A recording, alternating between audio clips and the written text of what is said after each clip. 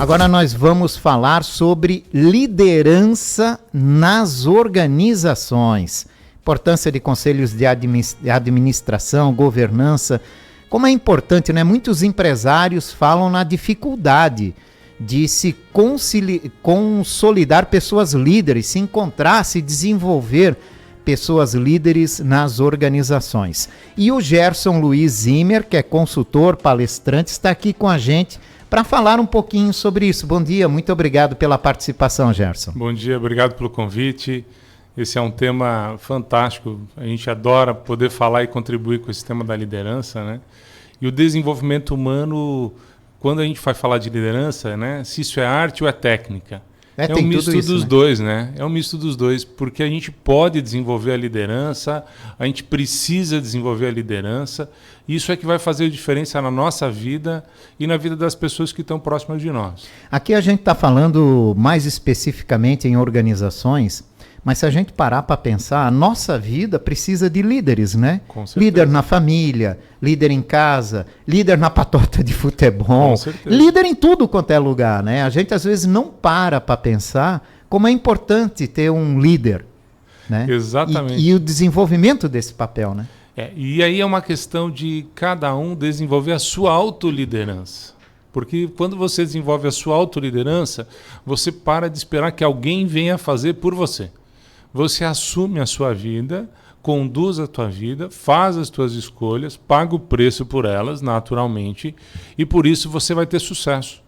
Ninguém tem sucesso que não assumiu sua autoliderança. O sucesso é fruto de assumir a autoliderança e aí sim a condução da sua vida, as suas escolhas e fazer acontecer. Muitas vezes a gente espera alguém vir fazer por nós, esse alguém... por mais que ele talvez esteja nos dando o caminho, se eu não fizer a minha parte, não vai resolver. Não vai adiantar nada, né? Exatamente. Agora, é fato dizer que tem pessoas que nasceram para conduzir e outras que nasceram para ser conduzidas?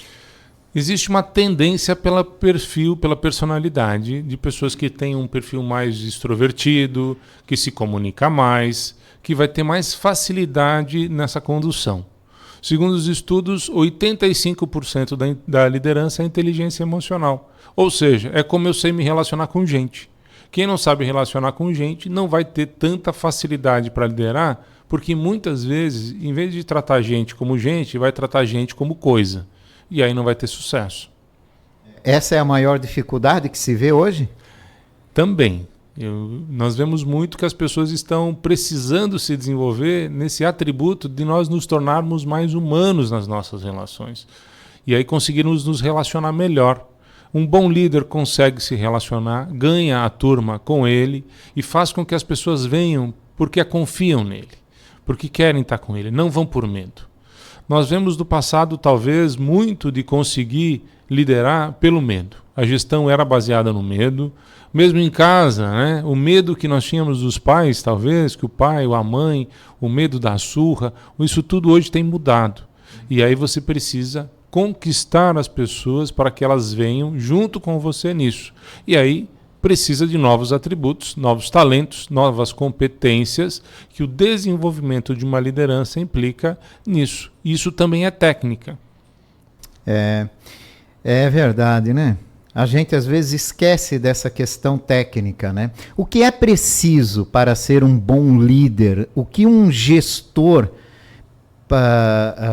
precisa ser um bom líder? Por que hoje em dia, né, um gestor ele tem que ter esse espírito de liderança, isso que você falou, né? Humanizar todo esse relacionamento, né? No passado, é como se nós imaginássemos um barco de remo. Você tinha o timoneiro lá na frente dando comando e todo mundo remava. As águas eram mais calmas. Mas hoje é como se estivéssemos fazendo rafting, né? Você tem alguém conduzindo, mas às vezes não dá tempo de combinar como remar. E aí nós precisamos despertar a liderança natural de cada um. Hoje o bom líder, ele desperta a liderança no outro. E por despertar a liderança no outro, isso implica em despertar no outro a sua responsabilidade, senso de propósito, sentido de pertencer e o prazer que é em fazer junto.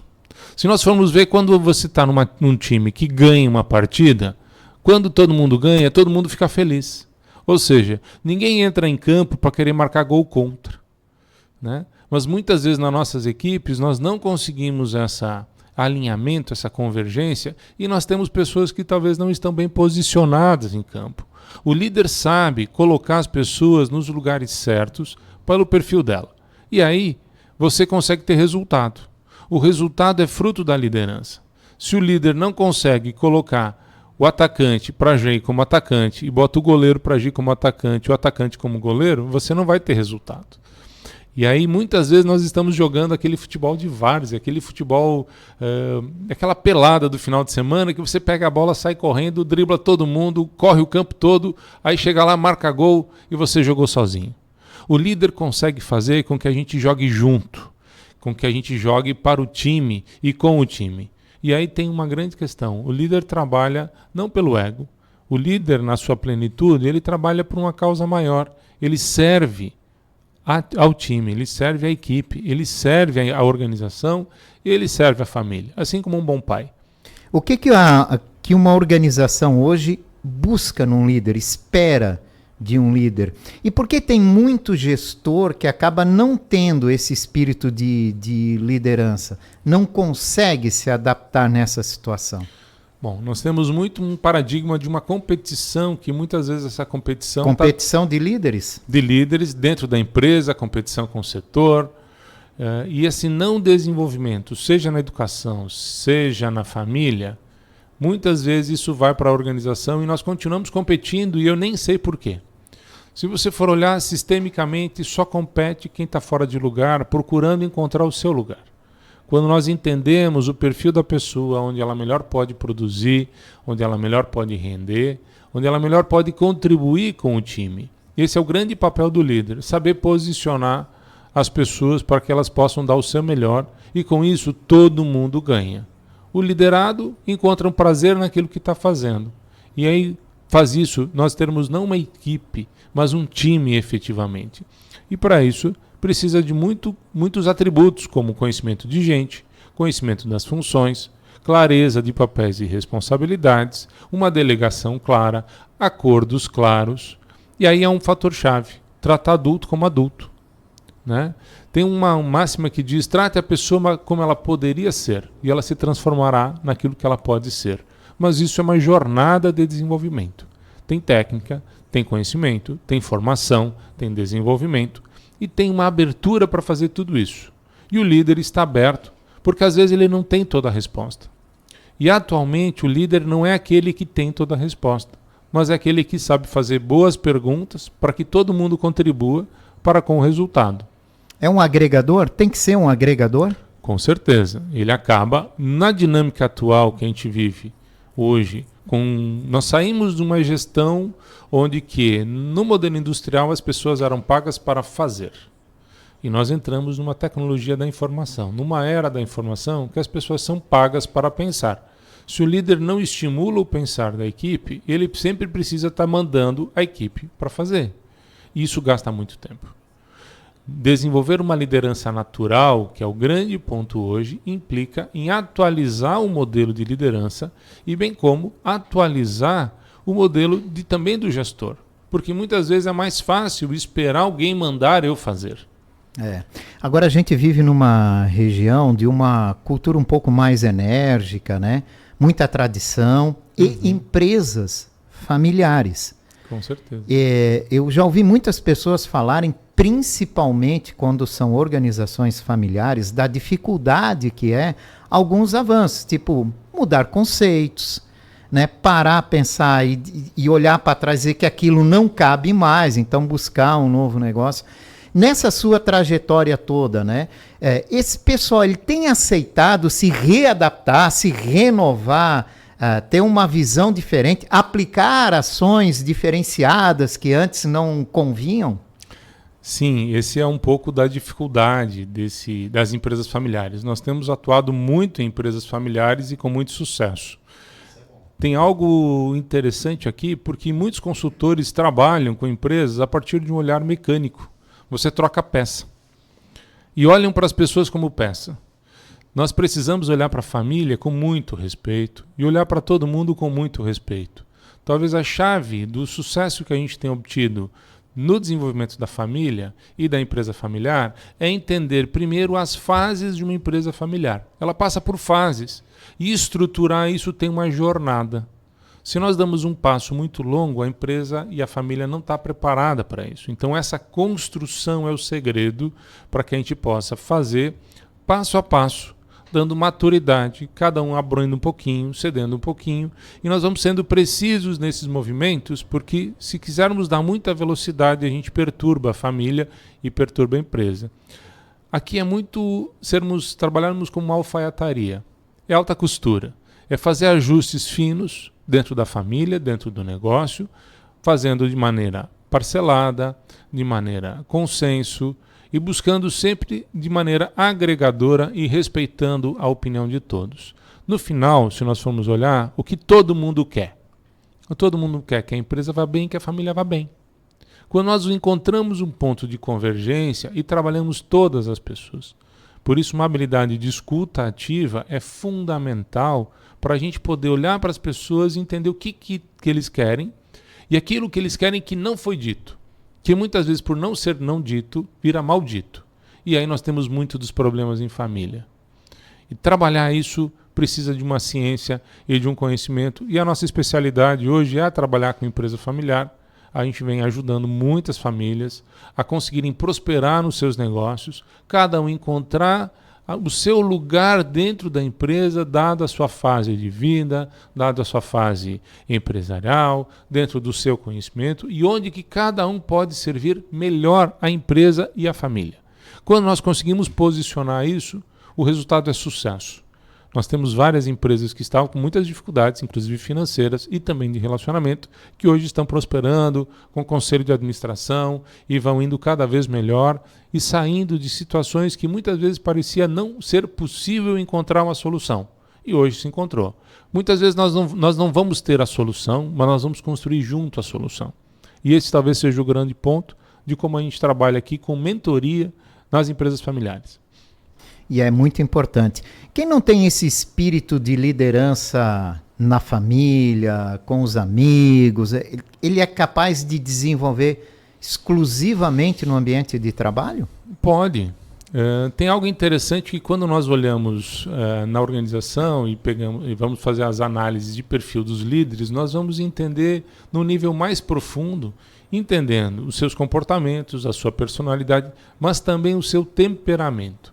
E quando as pessoas descobrem e têm esse trabalho de autoconhecimento e entendem dentro da sua jornada onde eles não estão usando um potencial existente em cada um. Esse trabalho de autoconhecimento é chave para que cada um possa usar do seu melhor e contribuir com o seu melhor. Muitas vezes se vê que o líder tem que ser extrovertido. Não é verdade. Tem muitas lideranças introvertidas que são fantásticas. Elas falam menos, mas quando elas falam, elas são ouvidas.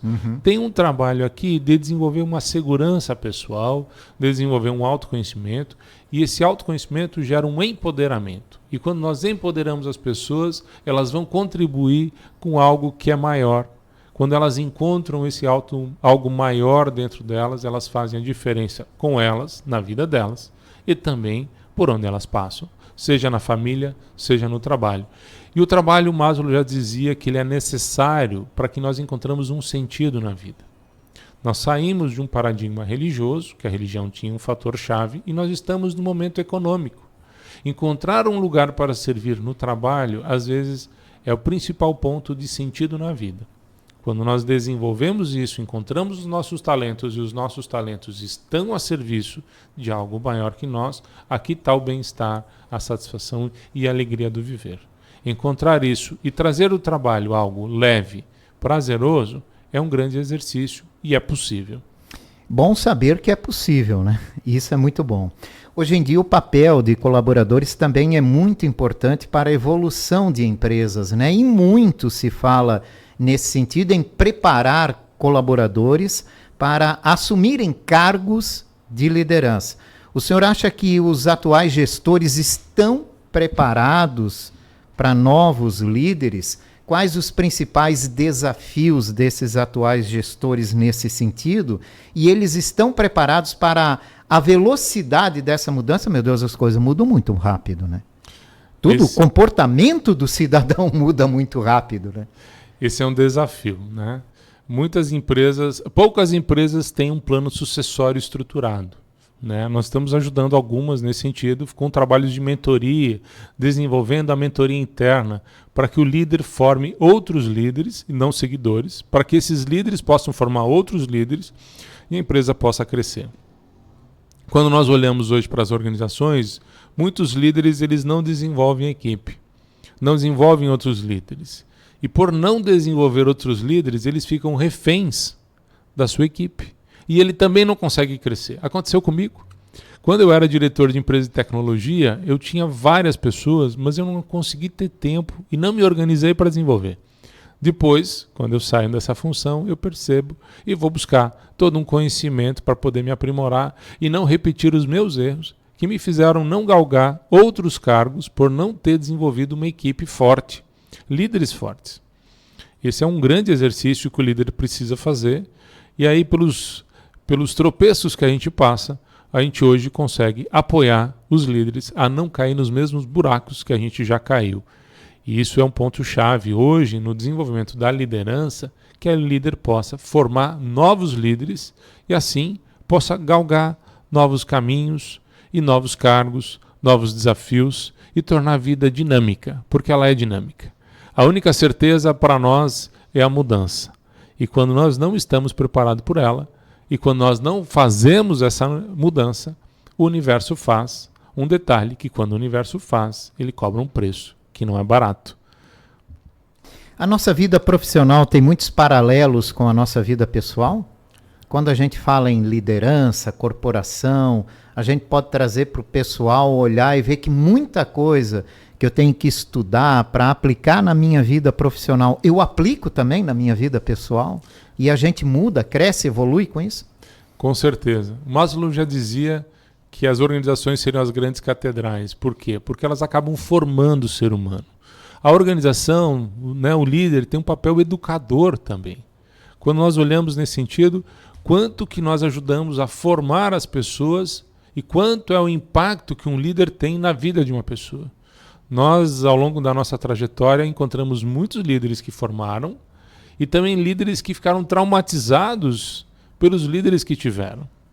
E aí uma necessidade de se reorganizar nesse sentido para liberar os seus traumas. Talvez, como eu dizia com a minha avó, né? Às vezes a gente coloca algumas batatas num saco e a gente esquece de tirar e essas batatas apodrecem. E aí a necessidade de fazermos essa higienização das nossas crenças, dos nossos modelos, das nossas ideias, para que a gente possa viver plenamente o agora e não ficar preso ao passado. Muitas vezes os traumas que passamos, eles ficam sendo carregados. E um dos grandes trabalhos que a gente faz com a liderança é fazer com que a liderança possa estar no momento presente e usar os seus potenciais plenamente, que são muitos. Se nós usássemos a nossa capacidade, o que grande benefício a gente pode trazer no nosso meio. E as organizações são fundamentais para isso, junto com a liderança, para desenvolver toda uma sociedade. Se nós olharmos na região que estamos, nós temos uma sociedade forte, uma economia forte, porque também temos empresas e empresários fortes. E por trás disso, sempre são líderes fortes que fazem a diferença. Gerson, qual é a tua trajetória profissional? Bom, eu fui diretor de empresa de tecnologia até 2010, depois eu entrei de sócio numa empresa aqui em Blumenau, acabei ficando até 2020. Na pandemia eu assumi um desafio, fui para a Unimed João Pessoa, acabei sendo CEO, fiquei por 3 anos lá, e aí quando virei pai de gêmeos, essa função me fez voltar para Blumenau interinamente. Eu estava em João Pessoa uma semana lá, uma semana cá, passei todo o período de pandemia voando e trabalhamos muito esse período de crise que foi a pandemia, trabalhamos muito lá com a Unimed, que é a 17ª maior Unimed, nesse cargo de CEO lá. Foi e o momento incrível. Também, né, todo envolvendo. Foi um momento muito difícil, né? E aí a gente participou por trás de tudo. E lá nós tivemos resultados de UTI melhores que Sírio e Einstein. graças a todo um trabalho que a gente desenvolveu, de metodologia ágil, de governança, de mudança cultural também que a gente fez, graças à confiança do presidente naquele momento, que a gente teve junto lá o Dr. Walter Ramalho, que é parente dos Ramalho, por sinal, né? É tio dele, e ele nos convidou para a gente assumir lá, fazer todo esse trabalho, a gente teve junto. E aí depois nós estamos agora em Blumenau fazendo todo um trabalho de mentoria, desenvolvimento de cultura, de governança, atuando em conselhos familiares também, a gente tem atuado, montando conselhos de empresas familiares também, a partir da nossa empresa, que é a NION. NION, que significa in, espelhando on, ou seja, nós precisamos olhar para dentro, entender os talentos, entender o que está alinhado, o que não está, para que a gente vá para fora e coloque e transforme tudo isso em ação, fazendo com que isso gere resultados transformadores. E como fazer para conhecer melhor o Gerson e a NION? Bom, tem a nossa rede social, tem o site eusounion.com.br, tem o telefone 47996518008 e no Instagram, Eu Sou Union, também Gerson Zimmer no Instagram, também no Facebook e no Facebook da NION também, Eu Sou Union. É o canal de acesso aí, LinkedIn também, estamos aí à disposição e contribuindo para as empresas familiares, as organizações que buscam fazer a sua mudança.